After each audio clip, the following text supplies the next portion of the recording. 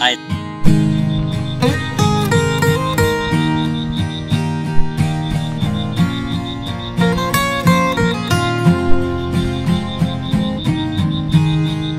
নমস্কার, আমি শিল্পা। আপনাদের সকলকে আরও একবার স্বাগত আমার চ্যানেল শিল্পা.প্রবীরে আরও একটি নতুন ভিডিওতে। আশা করছি আপনারা সকলেই ভীষণ ভালো আছেন আর সুস্থ আছেন। আজকে আমার বাড়ির দুপুরের মেনু আপনাদের সাথে শেয়ার করছি। কর্তামশাই অনেকটা পরিমাণ দেখছি কচু এনে রেখেছে, তো ভাবলাম আজকে কচু চিংড়ি বানাই। খুব কম উপকরণ আর খুব কম মশলায় কিন্তু এটা একটা দারুণ স্বাদের রেসিপি। আমার তো ভীষণ ভালো লাগে, সাথে কর্তামশাই তো ভালো লাগেই। আসলে কর্তামশাই তো বাঙাল, তাই তার তো এটা ভীষণ প্রিয়, সাথে আমারও ভীষণ প্রিয়। এখানে আমি কচুগুলোকে খুব ভালো করে খোসা ছাড়িয়ে এখন খুব ভালো করে জলে ধুয়ে নেব। যতক্ষণ না এইরকমভাবে জলটা পরিষ্কার হচ্ছে ততক্ষণ অবধি কচুগুলোকে ধুয়ে নিতে হবে। তবে হ্যাঁ, এই কচুগুলো ধুয়ে আমার তো ভীষণ পরিমাণে হাত চুলকাচ্ছিল। আমার আবার একটু অ্যালার্জির ধাত আছে, তো কিছু তো করার নেই। দুজনেই যেহেতু খেতে ভালোবাসি, এইটুকুনি তো করা যেতেই পারে। যাই হোক, এখানে দুটো আলুকে খোসা ছাড়িয়ে একটু ডুমো ডুমো করে কেটে নিচ্ছি।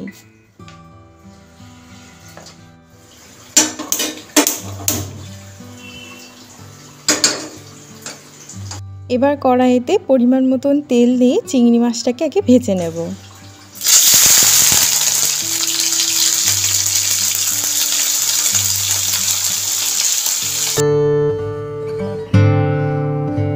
চিংড়ি মাছটার অপর পিঠটাকে উল্টে দিলাম। এবার ভালো করে ভেজে নেব। আর চিংড়ি মাছটাতে শুধু লবণ মাখিয়ে রেখেছিলাম, আমি হলুদ দিইনি, আপনারা চাইলে হলুদও দিতে পারেন। এবার চিংড়ি মাছগুলোকে তুলে নিচ্ছি। ওই তেলেতেই এখন কচু আর আলুটাকে খুব ভালো করে ভেজে নেব, সাথে দিয়ে দেবো একটু লবণ।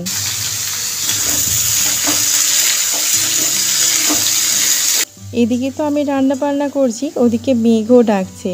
এখন একটু পরেই মনে হচ্ছে বৃষ্টিও চলে আসবে।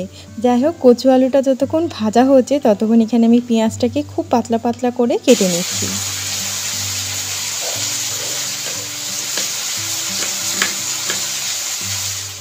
কচু আর আলুটা প্রায় ভাজা হয়েই গেছে, এবার তুলে নেব।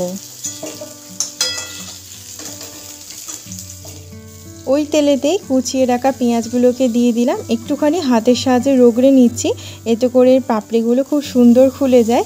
এবার সামান্য একটু লবণ দিয়ে খুব ভালো করে ভেজে নেব। আর হ্যাঁ, আজকের এই রান্নাটাতে একদম বেশি তেলের প্রয়োজন নেই। আর আমি দেখুন একদম কম তেল দিয়েই কিন্তু মশলাটাকে কষাচ্ছি।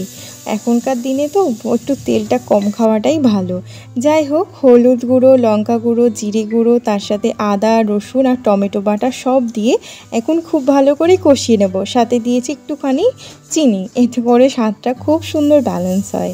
দেখুন আমাদের এখানে মশলাটা কষে গেছে। এর মধ্যে কচু, আলু আর চিংড়ি মাছ ভাজাটাকে দিয়ে দিলাম।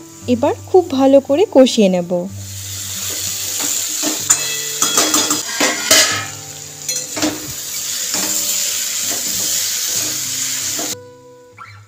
দেখুন তো কষাতে কষাতে কত সুন্দর কচুটা সিদ্ধ হয়ে গেছে।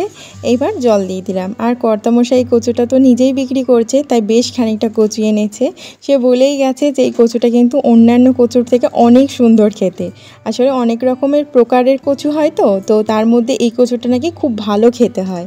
যাই হোক, এখানে জল দিয়ে লবণ দিয়ে এখন ফুটতে দিয়েছি। এদিকে এখন আমি মাছটাকে বানিয়ে নেব।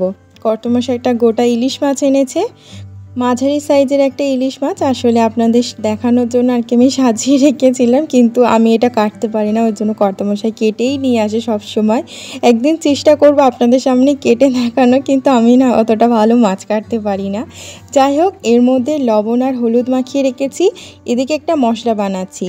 প্রথমে শিলনোড়াতে কাঁচা লঙ্কা, সর্ষে আর পোস্ত একসঙ্গে বেটে রেখেছি। তাতে হলুদ গুঁড়ো, লঙ্কা গুঁড়ো আর জল দিয়ে ভালো করে একটা ঘোল তৈরি করে রাখলাম। এখন ইলিশ মাছগুলোকে আগে ভেজে নেব হালকা করে। এদিকে আমাদের তরকারি তো একদম হয়ে গেছে। কচু চিংড়ি, কি সুন্দর কচুটা গলেছে, মানে এত ভালো লাগছে দেখে। এক একটা কচু শক্ত হয়ে থাকে না, সেটা এই কচুটাতে হয় না। এটাই আমার ভীষণ ভালো লেগেছে। সামান্য একটু ধনেপাতা দিয়ে দিয়েছি, ব্যাস ওদিকে তরকারি তো হয়ে গেছে। এদিকে এখন ইলিশ মাছগুলোকে উলুটি পালুটি করে নিলাম। সাথে একটু ইলিশ মাছ ভাজার তেলও তুলে রাখছি। গরম ভাতের সঙ্গে মেখে খেতে কিন্তু অপূর্ব লাগে, তাই না? আর মাছটা থেকে কিন্তু বেশ খানিকটা তেল ছেড়েছে।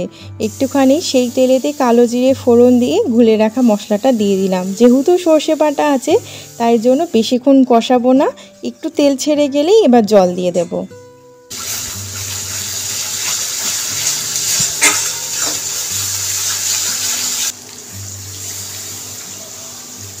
এবার পরিমাণ মতন জল দিয়ে দিয়েছি, সাথে দেব স্বাদ মতো লবণ, দিয়ে মাছগুলোকে দিয়ে একটু ফুটিয়ে নেব। খুব কম উপকরণেই কিন্তু সর্ষে ইলিশ এত সুন্দর হয়, মানে কি বলবো।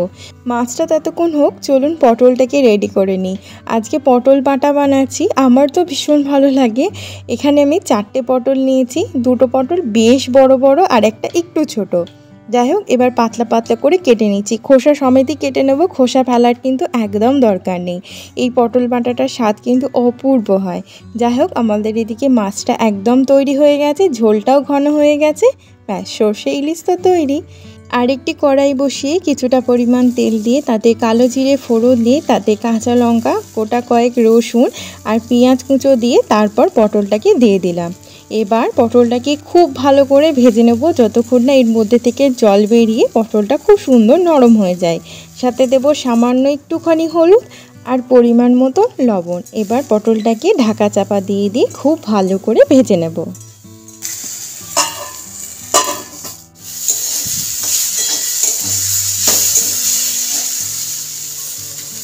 ব্যাস পটলটা ভাজা হয়ে গেছে, এবার শিলনোড়ায় বেটে নেব।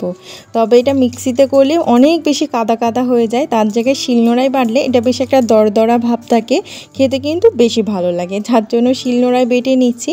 তবে আমার হাতে না বেশি সময় নেই, ওই জন্য গরম গরমই বেটে নিচ্ছি। ছোট্ট বাবাটা উঠে গেলেন আর এই কাজটা করতে দেবে না, আপনারা একটু ঠান্ডা করে কাজটা করে নেবেন। যাই হোক, সর্ষে ইলিশ তৈরি, ওদিকে পটল বাটাও তৈরি, তাহলে দুপুরে দেখা হচ্ছে। দেখুন, গরম গরম ভাত, তার সাথে পটল বাটা, তার সাথে সর্ষে ইলিশ। আর সর্ষে ইলিশটা দেখেই তো আমার ভীষণ লোভ লাগছে। এটা তো আমার খুব প্রিয় একটি রেসিপি, আর তার সাথে কচু চিংড়ি। আর খুব সিম্পল রেসিপি, কিন্তু স্বাদ কিন্তু অপূর্ব। আর হ্যাঁ, ইলিশ মাছ ভাজার তেলটা কিন্তু একদম ভোলা যাবে না। তাহলে আজকের রেসিপিগুলো আপনাদের কাছে কেমন লাগলো অবশ্যই একটা কমেন্টের মাধ্যমে জানাতে একদম ভুলবেন না।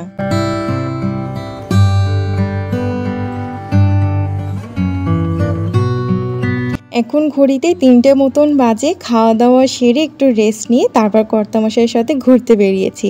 আর আমাদের এরকম আগান বাগান তো খুব ভাল লাগে, চাষের জমি, বড় বড় গাছ। এইদিকে দেখুন কত জল জমে আছে, মাঝে কয়েকদিন বৃষ্টি হয়েছিল তো এই জন্য চারিদিকটা কীরকম জলে ভর্তি। তো এই রকম পরিবেশ দেখতে আমাদের তো ভীষণ ভালো লাগে, সাথে আপনাদেরকেও ঘুরিয়ে নিলাম। আর হ্যাঁ, এখনও কিন্তু গাছে প্রচুর আম রয়েছে। কর্তামশাই সেই আম গাছগুলোকে দেখাতে দেখাতেই নিয়ে যাচ্ছে। গ্রাম্য পরিবেশ তো সত্যি সুন্দর হয়, আর মধুর তো বটেই, একবার দেখলেই যেন চোখটা পুরো জুড়িয়ে যায়। আমার তো শহরতলি থেকে এইরকম গ্রামের পরিবেশ ভীষণ প্রিয়। আর এই তো দেখুন, ছাগলগুলোকে দেখে আমার ছোট্ট বাবাটা নিতেও চাইছে। তাহলে চলুন আরেকটু কিছু দূর যাই, তারপর বাড়ি চলে যাব।